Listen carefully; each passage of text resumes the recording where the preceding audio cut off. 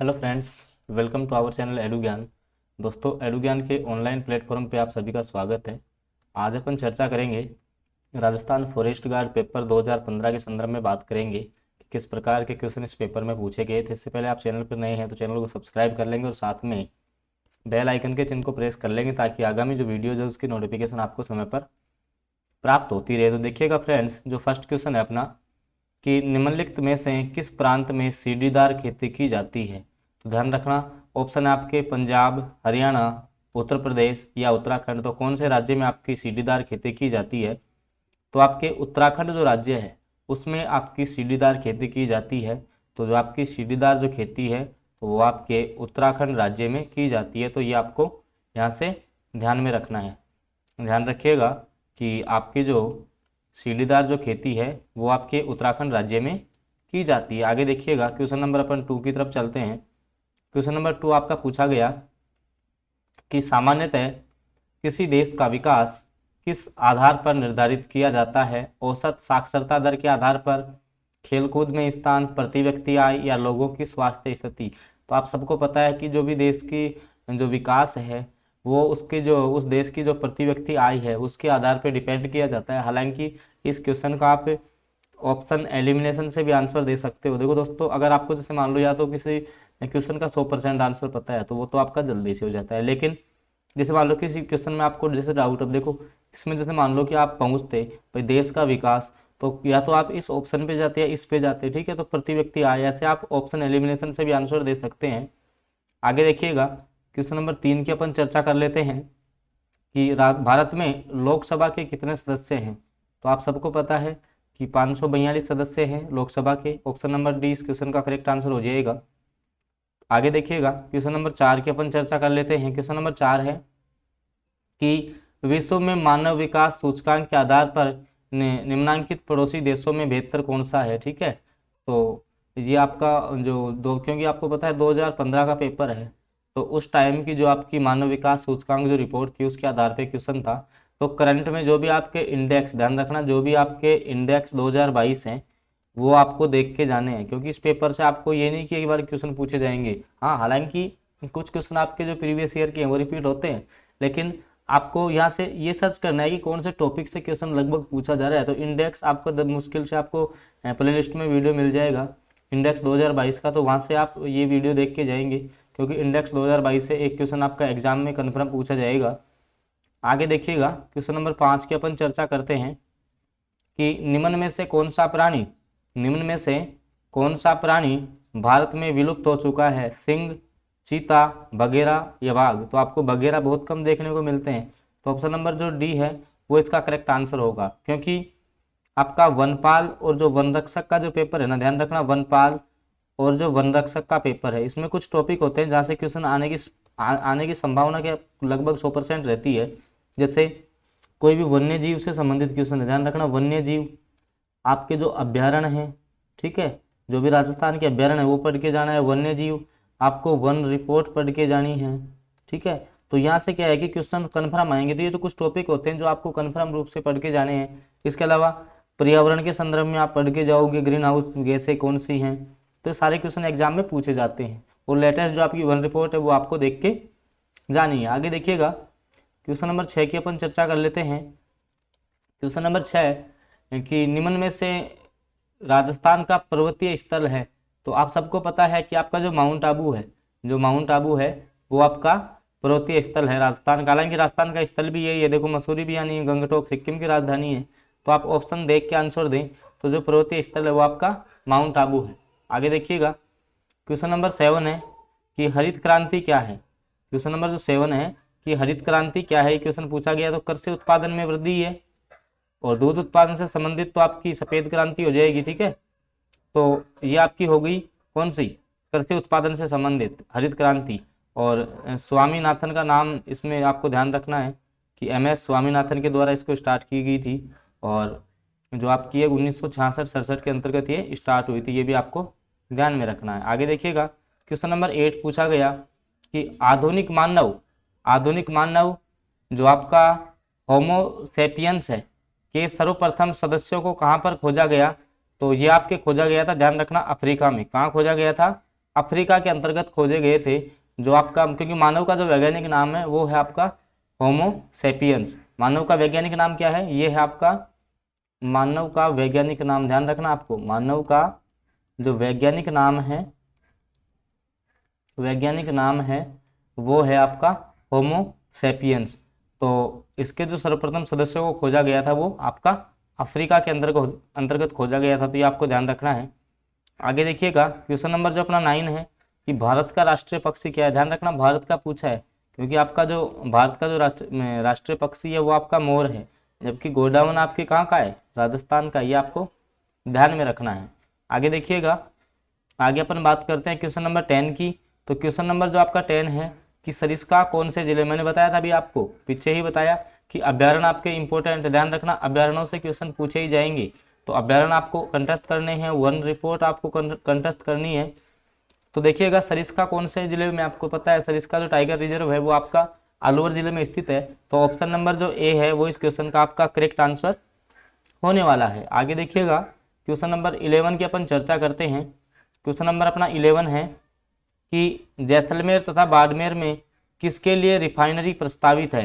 भाई खनिज तेल के लिए है, वनस्पति तेल के लिए है, या फिर आपकी गेहूं या बांस के लिए है? तो आप सबको पता है कि ये खनिज तेल के लिए है, तो ऑप्शन नंबर ए करेक्ट हो जाएगा। रिफाइनरी आपकी खनिज तेल के लिए। आगे देखिएगा क्वेश्चन नंबर 12 आपका साइंस का क्वेश्चन है कि ऑक्सीजन के रासायनिक योग को अपन क्या बोलते हैं? देखिएगा ऑक्सीजन के रासायनिक योग को क्या बोलते हैं? देख मैं आपको बता दूं कुछ बातें कि वह विक्रिया जिसमें ऑक्सीजन का योग हो उसको अपन बोलते हैं ऑक्सीकरण। क्या बोलेंगे? ऑक्सीकरण। और ऑक्सीकरण का दूसरा नाम होता है उपचयन। क्या होता है आपका? उपचयन। और जिसमें हाइड्रोजन का योग हो उसको अपन बोलते हैं रिडक्शन, इंग्लिश में बोलेंगे, और अपचयन हिंदी में बोलेंगे। ध्यान रखना अपचयन और उपचयन। उपचयन में तो ऑक्सीजन जुड़ती है, अपचयन में हाइड्रोजन जुड़ती है। तो ऑक्सीजन का रासायनिक संयोग आपका होता है किसके अंतर्गत? उपचयन के अंतर्गत। ऑप्शन नंबर बी करेक्ट होने वाला है। आगे देखिएगा, हालांकि एनसीईआरटी साइंस के वीडियो भी आपको प्लेलिस्ट में मिल जाएंगे, सारा कुछ आपको एक ही चैनल पर प्राप्त हो रहा है। कि प्रकाश के एक पारदर्शी माध्यम से दूसरे पारदर्शी माध्यम में प्रवेश करने पर इसकी दिशा चेंज हो जाती है। तो मतलब देखो आपका जब एक तो होता है परावर्तन, एक होता है आपका अपवर्तन। तो परावर्तन में तो क्या होता है, ध्यान रखना कि प्रकाश की किरण एक माध्यम में आएगी, टकराएगी, उसी माध्यम में वापस चली जाएगी। एक ही माध्यम की घटना है परावर्तन, जबकि जो इसका राइट आंसर अपवर्तन होगा, क्योंकि एक माध्यम से दूसरे माध्यम में जा रही है। तो अपवर्तन में जैसे मान लो ये इसका विलंब है 90 के कोण पे, तो ये प्रकाश की कोई आपतित किरण है, प्रकाश की आपतित किरण है। तो ये क्या आएगी, या तो जब दूसरे माध्यम में प्रवेश करेगी तो या तो ये विलंब की ओर झुक जाती है या विलंब से दूर हट जाती है, वरना जानी चाहिए थी सीधी। तो इस घटना को बोलते हैं अपन प्रकाश का अपवर्तन। क्या बोलते हैं? प्रकाश का अपवर्तन। तो जब भी दो माध्यमों की परिचर्चा होगी तो आपका अपवर्तन राइट आंसर होगा। जैसे अब देखो यहाँ से और क्वेश्चन क्या पूछे जा सकते हैं अपवर्तन के उदाहरण। जैसे मान लो कि आपका सिक्का है, पानी की जो बड़ा जो बीकर या बाल्टी है उसमें आपका सिक्का ऊपर उठा हुआ दिखाई देता है। तो ये सारे अपवर्तन के उदाहरण आपको देख के जाने। आगे देखिएगा क्वेश्चन नंबर जो 14 है कि निम्न में से कौन सा कार्बन का रूप नहीं है? तो हीरा कार्बन का रूप, कोयला, ग्रेफाइट या सोना? तो सोना करेक्ट हो जाएगा। काफी इजी क्वेश्चन था, आपको ऑप्शन एलिमिनेशन से आप आंसर देंगे, क्योंकि ये हीरा, ग्रेफाइट और जो फुलरी नहीं है तो आपके कार्बन के अपर रूप होते हैं। कोयले में आपका कार्बन पाया जाता है। तो ऑप्शन नंबर डी इस क्वेश्चन का आपका करेक्ट आंसर होने वाला है। आगे देखिएगा क्वेश्चन नंबर 15 की अपन चर्चा कर लेते हैं कि निम्न में से कौन सा उद्योग चूना पत्थर को कच्चे माल के रूप में उपयोग करेगा, प्रयुक्त करता है? तो आपका जो सीमेंट जो उद्योग है, आपको पता है कि जो आपका सीमेंट उद्योग है, सीमेंट उद्योग के अंतर्गत जो आपका चूना पत्थर होता है वो कच्चे माल के रूप में उपयोग किया जाता है। तो option number B question number 15 का आपका करेक्ट आंसर होने वाला है। आगे देखिएगा दोस्तों, वीडियो आपको पसंद आ रहा है तो उसको लाइक कीजिएगा, और चैनल पे फर्स्ट बार जुड़े हैं तो आप सब्सक्राइब कर लेंगे, क्योंकि अपन यहाँ पे आपको मैं बता दूं कि वन रक्षक और जो वनपाल के जो प्रीवियस ईयर के जो पेपर हैं वो सारों का अपन डिस्कस वन डे मतलब डे बाय डे यहीं पे करने वाले हैं। तो इसके लिए आप चैनल को सब्सक्राइब कर लेंगे। आगे देखिएगा कि मानव नेत्र के जिस भाग पर किसी वस्तु का प्रतिबिंब बनता है वह है? तो ध्यान रखना कि मानव का जो रेटिना है, भाग जो रेटिना है उस पर आपका वस्तु का प्रतिबिंब बनता है। और जो कॉर्निया, ध्यान रखना कि मानव नेत्र अपन जब दान करते हैं, आपने सुना होगा कि जब मानव नेत्र दान किए जाते हैं तो नेत्र का कौन सा भाग दान किया जाता है? कॉर्निया भाग दान किया जाता है। ध्यान रखना कौन सा भाग दान किया जाता है? जो आपका कॉर्निया जो पार्ट है वो दान किया जाता है। तो ऑप्शन नंबर ए इस क्वेश्चन का ऑप्शन नंबर सी इस क्वेश्चन का करेक्ट आंसर होगा। और जब मानव नेत्र का कौन सा भाग दान किया जाता है, तो आपका कॉर्निया होगा, ध्यान रखना इस चीज का। आगे देखिएगा कि अगला क्वेश्चन है, क्वेश्चन नंबर 17 है कि जून 1992 में जो पृथ्वी सम्मेलन हुआ वो कौन से देश में हुआ था।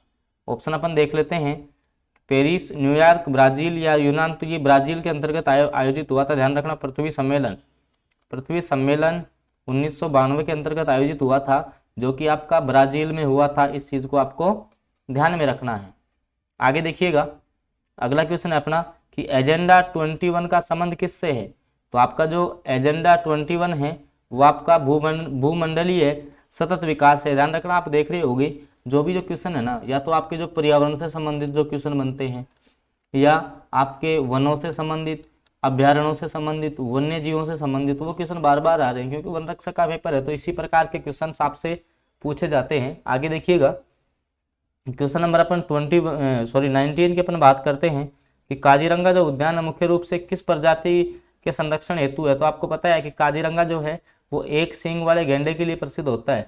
आपका जो काजीरंगा है वो आपका एक सींग वाले गैंडे के लिए प्रसिद्ध होता है, एक सींग वाले गैंडे के लिए प्रसिद्ध होता है आपका काजीरंगा। और मैं आपको बता दूं ये आपका असम के अंतर्गत है। कहाँ है आपका ये अभ्यारण्य? असम में है, काजीरंगा उद्यान आपका असम में है। अब देखिएगा, गिर राष्ट्रीय उद्यान गुजरात में है, ध्यान रखना। गिर कहाँ पे है? गुजरात में है। तो भारत के जो भी आपके राष्ट्रीय उद्यान हैं, भारत के जो राष्ट्रीय उद्यान हैं, ये टॉपिक आपको पढ़ के जाना है, ध्यान रखना। आगे देखिएगा, आगे अपन बात करते हैं क्वेश्चन नंबर जो अपना 21 है उसकी अपन चर्चा कर लेते हैं कि अर्जुन पुरस्कार प्राप्त खिलाड़ी श्री राम सिंह किस खेल से संबंधित हैं। तो ये आपके तैराकी से संबंधित है, ठीक है। जो राम सिंह है वो किससे संबंधित है? तैराकी से। तो हाल ही में रिसेंटली जो भी आपके पैरा ओलंपिक जो और जो आपके ओलंपिक जो खेल हुए हैं उनमें कौन कौन से राजस्थान के खिलाड़ी थे, ये भी आपको पढ़ के जाना है। हालांकि राजस्थान के जो खिलाड़ियों का जो वीडियो है वो आपको प्लेलिस्ट में मिल जाएगा, जहाँ से आपको एक क्वेश्चन कन्फर्म रूप से एग्जाम में देखने को मिलने वाला है। क्योंकि अपन इसी चैनल पे आपका राजस्थान जो जीके है वो शॉर्ट रूप में अपन देखते हैं, 10 से 15 मिनट का वीडियो रहता है जिसमें इंपॉर्टेंट टॉपिक क्लियर किया जाता है। तो उसके लिए आप प्लेलिस्ट विजिट कर सकते हैं। आगे देखिएगा कि कृष्णा पूनिया किस खेल से संबंधित हैं। तो आपको पता है कि ये डिस्कस थ्रो से हैं और ये आपके चूरू जिले से बिलोंग करती हैं, ध्यान रखना। चूरू से हैं और इनका जो जन्म है वो हरियाणा में हुआ था, ध्यान रखना। जन्म इनका हरियाणा में हुआ था और ये चूरू जिले में इनका ससुराल है। और इनके जो पति हैं वो हैं वीरेंद्र पूनिया, ध्यान रखना। ये भी आपको थोड़ा सा ध्यान में रखना, ठीक है। आगे देखिएगा, क्वेश्चन नंबर 23 की अपन परिचर्चा कर लेते हैं कि सरदार पटेल पुलिस यूनिवर्सिटी राजस्थान के किस शहर में स्थापित की गई है। तो ये आपके जोधपुर में है, ध्यान रखना। सरदार पटेल पुलिस यूनिवर्सिटी राजस्थान में आपके जोधपुर में है। इस क्वेश्चन को भी आप ध्यान रखेंगे। आगे देखिएगा, आगे अपन परिचर्चा करते हैं क्वेश्चन नंबर जो 24 है अपना कि राजस्थान राज्य में लोकसभा में कितने सदस्य चुने जाते हैं। तो 25 जो सदस्य हैं वो आपके लोकसभा में चुने जाते हैं। आगे देखिएगा, आगे अपन बात करते हैं क्वेश्चन नंबर 25 है कि निम्न में से कौन सा पद वायुसेना से संबंधित नहीं है। तो air commander, group captain, wing commander, brigadier. तो ब्रिगेडियर आपका एयरफोर्स से संबंधित नहीं होगा, ठीक है, नहीं है, ये आपको बताना है। क्वेश्चन को आपको अच्छे से देखना है। आगे देखिएगा, ऑप्शन नंबर डी इस क्वेश्चन का आपका करेक्ट आंसर होने वाला है। बात करते हैं अपन क्वेश्चन नंबर 26 कि रबी की जो फसल है वो बोने का समय कब होता है। अब जैसे रबी की फसल में कौन कौन से आते हैं आपके आपके गेहूं, सरसों, ठीक है, चना, ये सारे किस में आते हैं? रबी की फसल में। तो ऑप्शन नंबर ए अक्टूबर से दिसंबर के बीच इसका समय होता है, ध्यान रखना। आगे देखिएगा, आगे देखो खरीफ की फसल का भी क्वेश्चन वापस से इसने पूछ लिया कि कौन सी खरीफ की फसल है। तो आपको पता है कि आपकी जो मूंगफली है, बाजरा, मूंगफली, ये आपकी कौन सी फसलें हैं? खरीफ की फसलें हैं। तो जो भी आपकी फसलें हैं, ध्यान रखना, रबी की फसल, खरीफ की फसल, नकदी फसलें, ठीक है, ये आपको पढ़ के जानी है। आगे देखिएगा, क्वेश्चन नंबर 28 है कि भारत की सबसे महत्वपूर्ण खाद्यान्न फसल कौन सी है। तो आप सबको पता है चावल है, ध्यान रखना। गेहूं आपको आंसर नहीं करना है, खाद्यान्न फसल कौन सी है? चावल है, ये भी आप ध्यान में रखेंगे। आगे देखिएगा, क्वेश्चन नंबर 29 आपका पूछा गया, सरकार निम्न में से कौन सी घोषणा फसलों को सहायता देने के लिए करती है। तो न्यूनतम समर्थन मूल्य होता है, आप सबको पता है, न्यूनतम सहायता मूल्य, समर्थन मूल्य। ऑप्शन नंबर सी इस क्वेश्चन का आपका करेक्ट आंसर होने वाला है। आगे देखिएगा, क्वेश्चन नंबर अपन 30 की बात करते हैं कि नागौरी, कॉकरेज, थारपारकर, राठी किस पशु की प्रजाति है? तो ये आपकी गाय की प्रजाति होती है।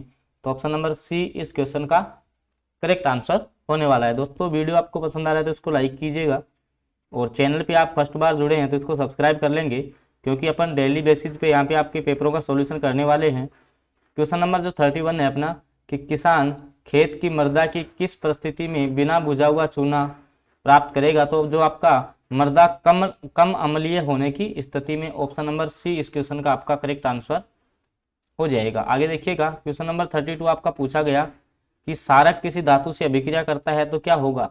तो ध्यान रखना, जब भी किसी सार की किसी धातु के साथ अभिक्रिया करवाई जाती है, जब भी सार की आपकी किसी धातु के साथ अभिक्रिया करवाई जाती है तो इसमें आपकी हाइड्रोजन गैस उत्सर्जित होती है। ध्यान रखना क्या बनता है आपकी, एक तो हाइड्रोजन गैस प्लस लवण, लवण प्लस हाइड्रोजन गैस बनती है। काफ़ी इंपॉर्टेंट क्वेश्चन है।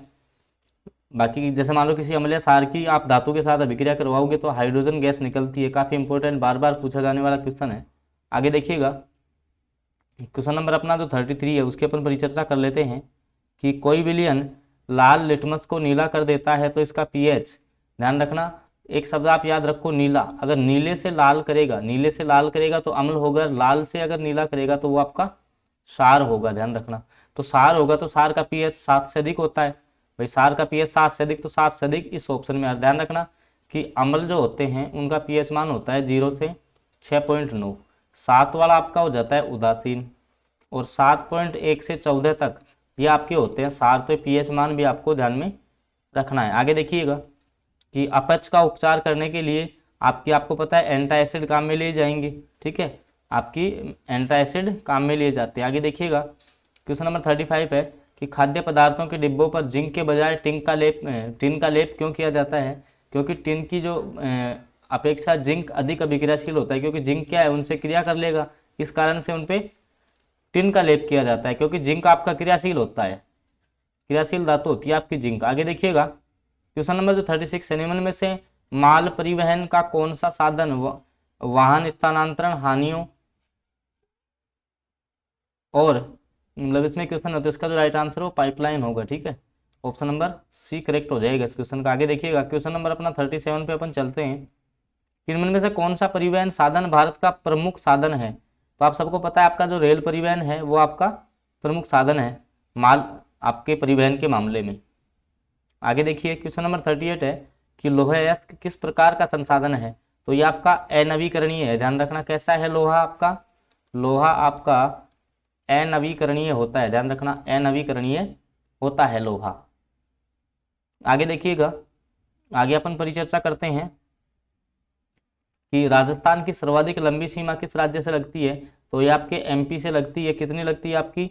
1600 किलोमीटर लगती है। ध्यान रखना, आपकी एमपी से जो सीमा है वो 1600 किलोमीटर लगती है। आगे अपन बात करते हैं क्वेश्चन नंबर आपके 40 की कि बीहड़ भूमि का सर्वाधिक विस्तार किस जिले में है? तो ये आपके धौलपुर में है बीहड़ भूमि। जो आपकी बीहड़ भूमि है इसका सर्वाधिक विस्तार आपके धौलपुर जिले में है। कहाँ पर? आपके धौलपुर जिले में है। इस भी चीज़ का आपको ध्यान रखना। आगे देखिएगा कि राजस्थान के कितने जिलों को राष्ट्रीय कृषि आयोग ने मरुस्थलीय जिले घोषित किए हैं? तो आपके जो 12 जिले हैं वो मरुस्थलीय जिले हैं। ध्यान रखना, मरुस्थलीय जिले कितने हैं? 12 हैं। कहीं कहीं आपको 13 देखने को मिलेगा, लेकिन कृषि आयोग के अनुसार 12 हैं, ये आपको ध्यान में रखना है। सांबर झील का निर्माण किसने करवाया था? वासुदेव चौहान के द्वारा आपकी जो सांबर झील है उसका निर्माण करवाया गया था, और ये आपके जयपुर में स्थित है, और इसमें आपका संपूर्ण भारत का 8% नमक यहाँ पे उत्पादित किया जाता है। क्वेश्चन नंबर 43 की अपन चर्चा करते हैं कि 2001 की तुलना में 2011 की जनगणना में कमी हुई है। मतलब जनगणना में कमी हुई है। ठीक है, तो किस में हुई है? आपकी जो आपकी साक्षरता का जो % है उसमें। ठीक है, तो ये आप कहने का मतलब इसमें आपको जनगणना पढ़ के जानिए। जनगणना 2011, हालांकि जो 2021 के आंकड़े भी आए नहीं है, तो 2011 से आपको एक क्वेश्चन देखने को मिलेगा। आगे देखिएगा, कर्तन ध्ययन प्रणाली। ठीक है, इससे संबंधित आपका क्वेश्चन पूछा गया। क्वेश्चन नंबर 45 कि कौन सा संरक्षण का तरीका समुदायों की सीधी भागीदारी नहीं करता? तो इसमें वन्य जीव अभ्यारण्य का परिसीमन, ऑप्शन डी हो जाएगा। तो आप यहाँ से क्वेश्चंस का लेवल देख सकते हो, किस प्रकार के क्वेश्चन पूछे गए। जैसे प्रोजेक्ट टाइगर, ठीक है, टाइगर जो आपका प्रोजेक्ट है वो 1973 के अंतर्गत स्टार्ट किया गया था। अब जैसे आपके राजस्थान के कौन कौन से आपके जो अभ्यारण्य है उनमें आपकी जो टाइगर प्रोजेक्ट है, ठीक है, बाघ बचाओ परियोजना चलाई गई थी, तो उनको आपको पढ़ के जाना है। दोस्तों वीडियो आपको पसंद आ रहा है तो लाइक कीजिएगा और चैनल को आप सब्सक्राइब कर लेंगे, साथ में बेल आइकन के चिन्ह को जरूर प्रेस कर लेंगे, क्योंकि सारे जो वीडियो आएंगे आपके जो भी प्रीवियस ईयर में पेपर हुए हैं और आपके लिए काफ़ी इंपॉर्टेंट होंगे, तो वो सारे आपको इसी चैनल पर प्राप्त होने वाले हैं।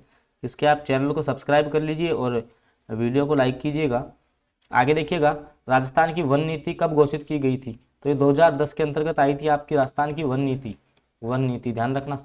आगे देखिएगा, क्वेश्चन नंबर जो 48 है वो आपका देखो वनों से संबंधित है कि राजस्थान वानिकी और जैव विविधता परियोजना फेज सेकंड किस देश की सहायता से चल रही है? तो ये आपकी जापान की सहायता से चल रही है।